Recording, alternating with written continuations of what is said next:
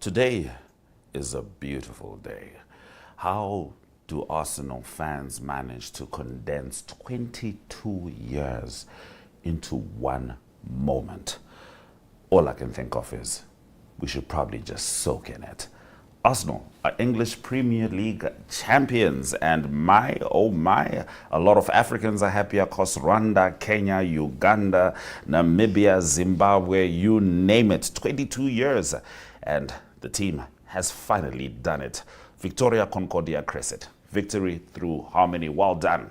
Well done, Arsenal. This is not the last you'll hear of that. However, Mangwanani Mwalelepo Vukenjani, Botswana Afrika. Welcome to Africa. Very good morning. The news show that brings you everything you need to know from the African continent and beyond. My name is Ashwin Mbedi, or you can call me Bukayo Saka for the day. It's really up to you.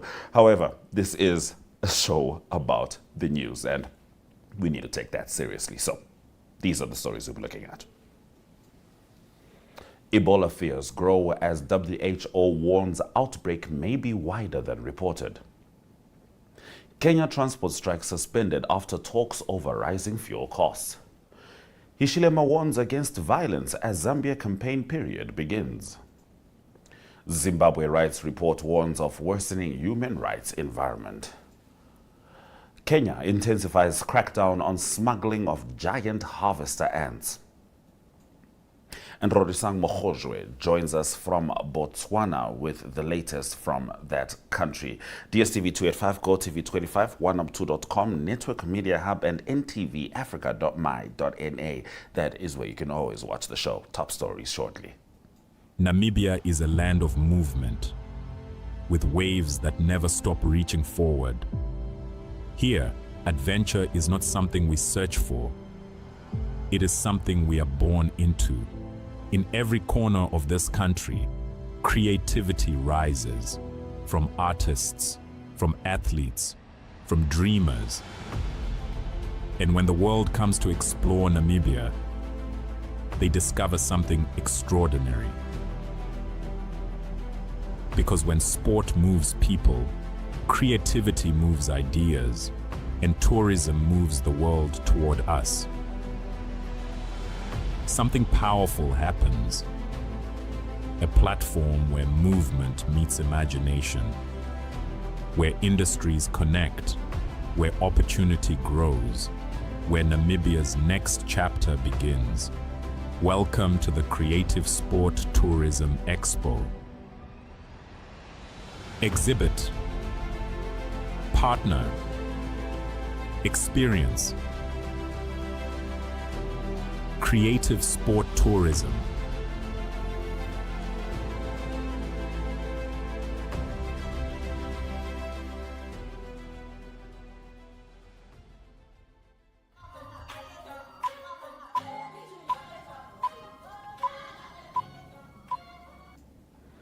Let's get into our top stories.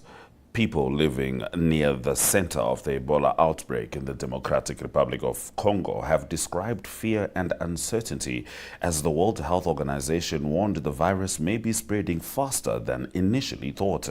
The outbreak has killed 131 people in DR Congo, while officials say more than 513 cases are suspected. One death has also been recorded in neighboring Uganda. WHO's Dr. Anne Ansia said investigations increasingly showed cases had spread into other areas and across borders. A study by the London-based MRC Center for Global Infectious Disease Analysis suggested there may already have been more than 1,000 cases, warning the outbreak's true scale remained uncertain. Residents in Ituri province said people were dying very fast and communities were scared. Director General of the World Health Organization, Dr. Tedros Adhanom Ghebreyesus, declared the Budimbugyo Ebola outbreak in Democratic Republic of Congo and Uganda a public health emergency of international concern, stating he was concerned about the scale and speed of the epidemic. Early on Sunday, I declared a public health emergency of international concern over an epidemic of Ebola disease in the Democratic Republic of the Congo and Uganda. This is the first time a Director General has declared a FIC before convening an emergency committee. I did not do this lightly. I did it in accordance with Article 12 of the International Health Regulations after consulting the ministers of health of both countries, and because I'm deeply concerned about the scale and speed of the epidemic. We will convene the emergency committee today to advise us on temporary recommendations. So far, 30 cases have been confirmed in the DRC from the northern province of Ituri. Uganda has also informed WHO of 2 confirmed cases in the capital of Kampala, including 1 death among 2 individuals who traveled from DRC. And there is 1 US citizen confirmed positive and transferred to Germany, as reported by the US. And we're working with the DRC, Uganda, and also the United States. First, beyond the confirmed cases, there are more than 500 suspected cases, 130 suspected deaths. These numbers will change as field operations are scaling up, including strengthening surveillance, contact tracing, and laboratory testing. Second, cases have been reported in urban areas, including Kampala and the city of Goma in the DRC. Third, deaths have been reported among health workers, indicating healthcare-associated transmission. Fourth, there is significant population movement in the area. The province of Ituri is highly insecure, as you may know. Conflict has intensified since late 2025, and the fighting has escalated significantly over the past 2 months, resulting in civilian deaths. Over 100,000 people have been newly displaced. And in Ebola outbreaks, you know what displacement means. The area is also a mining zone with high levels of population movement that increase the risk of further spread. And fifth, this epidemic is caused by Bundibujo virus, a species of Ebola virus for which there are no vaccines or therapeutics. In the absence of a vaccine, there are many other measures countries, of course, can take to stop the spread of this virus and save lives, even without medical countermeasures, including risk communication and community engagement.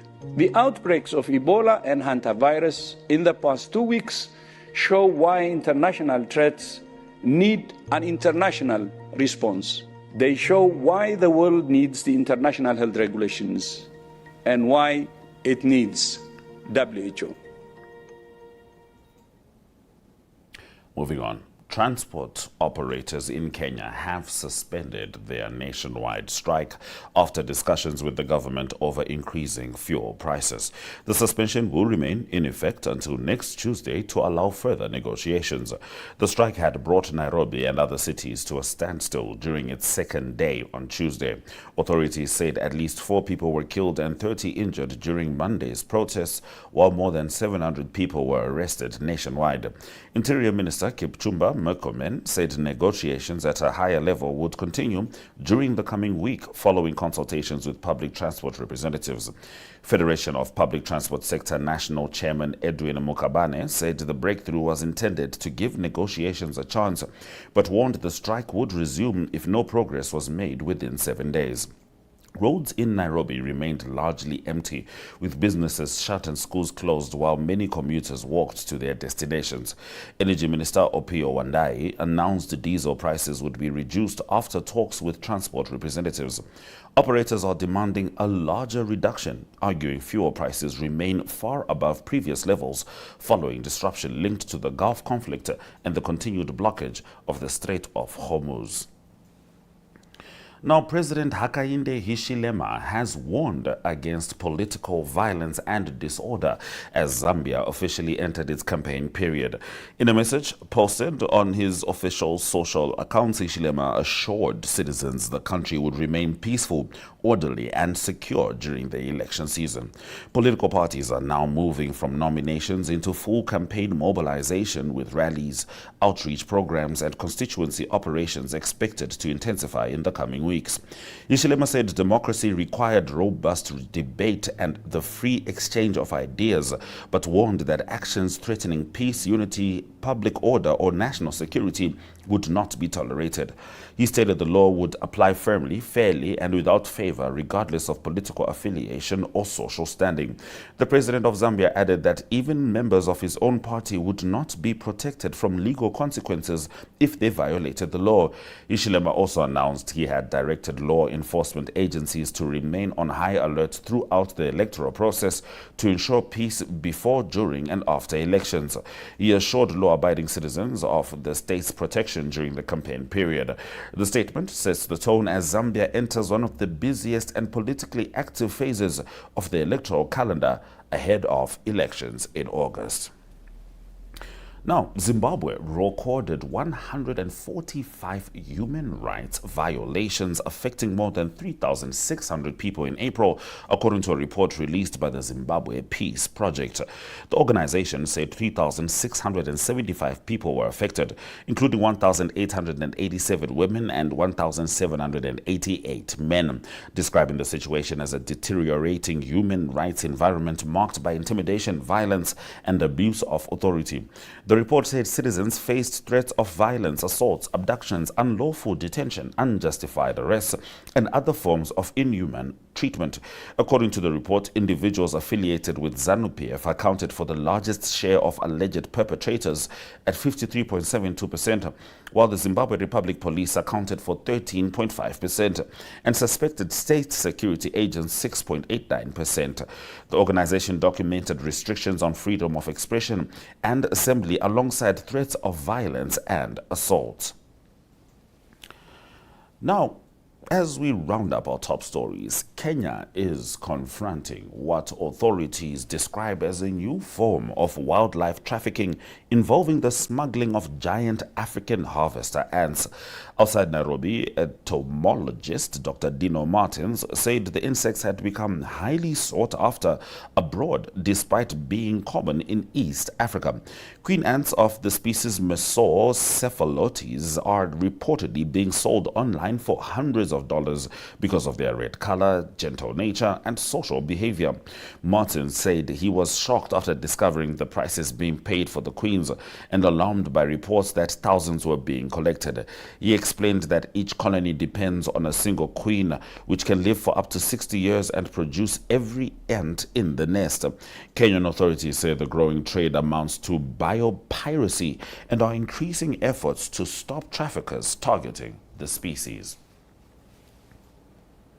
Those have been our top stories on Africa. Good morning. Very shortly, we will be joined by Rorisang Mogojwe as she delivers the Botswana Report.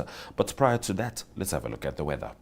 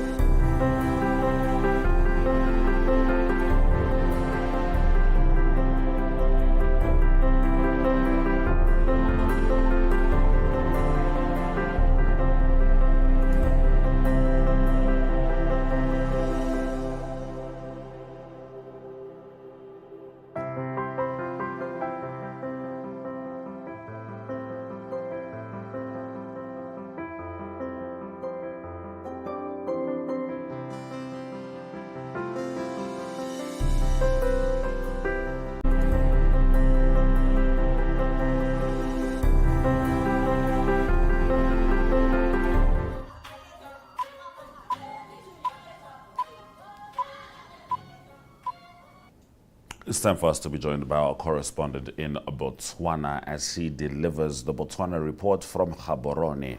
Good morning, Dumelang Rorisang. Dumelang, good morning. It's always a pleasure to be here on Africa. Good morning.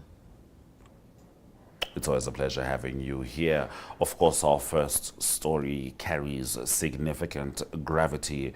Botswana's former president, Festus Mogae, was laid to rest. Botswana's former president, Festus Mogae, was laid to rest on Saturday in Gaborone. In a state funeral that saw family members, dignitaries, as well as the general public at large converging under one roof to celebrate and honor the life and legacy of the statesman, many described him as a leader that was selfless, full of integrity, and was a big proponent of democracy. President Duma Boko paid tribute to Mogojwe, describing him as a leader who protected the democratic space and strengthened free expression by embracing open and often robust public debate. Former President Ian Khama also remembered Mogojwe as having been very calm, soft-spoken, and a unifying leader who prioritized dialogue, humility, and steady governance, which was responsible for his success in steering the country forward. A 3-volley salute was performed during the state funeral, which marked full military honors for the former commander-in-chief. Mogojwe's presidency coincided, as we might recall, with a period of very strong economic expansion, which was largely driven by diamond revenues and underpinned national development, fiscal sustainability, as well as sustained investment in infrastructure and social programs. He also played a key role in strengthening governance system, promoting macroeconomic discipline, and reinforcing Botswana's reputation for prudent economic management in a rapidly growing resource-based economy. And just beyond the economy, Mogojwe is also remembered for his leadership during the height of the HIV and AIDS crisis in Botswana, where his administration took bold policy steps that drew global recognition. In attendance at his state funeral were former heads of state from the SADC region who were also in attendance and reflected his regional stature and influence across not only the country but across the SADC region and the world at large. May his soul rest in peace. May his soul rest in peace indeed. Now, Rorisang, we know in Namibia last week there was a lot of buzz around some of the provisions that China had issued with regards to trade with the country, as well as, of course, exporters. Now, exporters in Botswana have now gained duty-free access to China. Tell us about it. The Ministry of Trade and Investment announced yesterday that this arrangement took effect on the 1st of May, and it will allow local products to enter China without any import duties.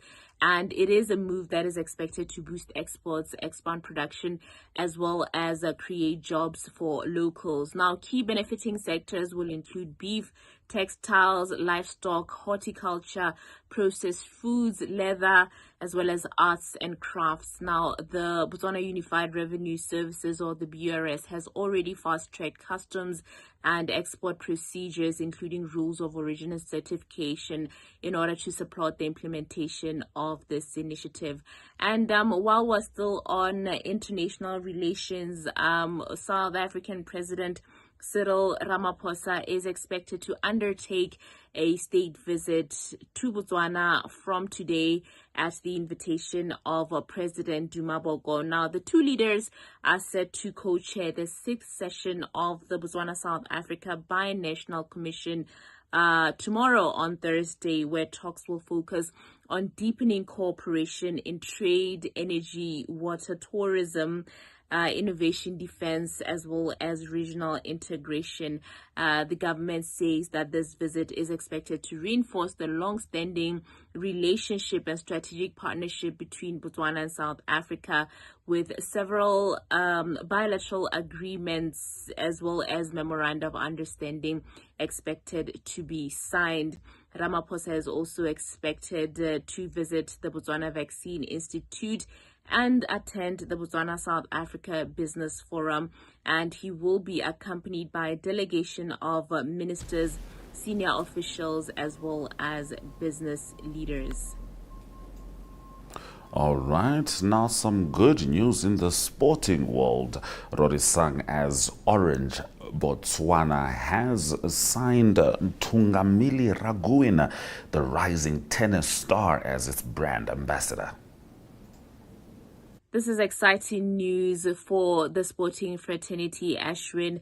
The young tennis sensation Tungamili Raguin is the company's second brand ambassador, just after Olympic star Litsile Tebogo. Now, this partnership is expected to strengthen Orange Botswana's investment in young talent as the company continues to use sport in order to inspire discipline, ambition, as well as global competitiveness among young sporting Botswana. Now, Tungamili is fast building an international profile through strong performances on the junior tennis circuit, and he's actually gaining a lot of growth in terms of continental recognition. He has represented Botswana in key international competitions and has emerged as one of Africa's promising young tennis talents, and he has multiple junior titles under his belt, which signals a rising career trajectory. Now, Orange Botswana says the partnership reflects its long-term commitment to nurturing young people with the drive to compete beyond borders, while pursuing sport as a platform for visibility and national pride. Now, tennis is one of the growing sporting codes in Botswana, and so Ntungamili's rise presents a powerful opportunity to shine a spotlight on emerging talent that actually contributes to the sporting development of the country. And so he will, through his ambassadorship, feature on Orange Botswana's campaigns, youth programs, digital content, as well as community activations. As the company says, it will continue to deepen its investment in youth development through sport. Thank you very much, Rorisang, for joining us and delivering the Botswana Report. Okay, so that's the end of the show. But for Arsenal fans, that is the beginning of the celebration. Mikel Arteta, I love you very, very much. But what we do love, a lot of us, and we have no choice but to, is paying attention to the markets. So we're going to end the show having a look at our economic indicators on DSTV285, GOTV285, oneup2.com, Network Media Hub, and NTVAFRIKA.MY.NA. Celebrate responsibly. Swera Zhakanaka.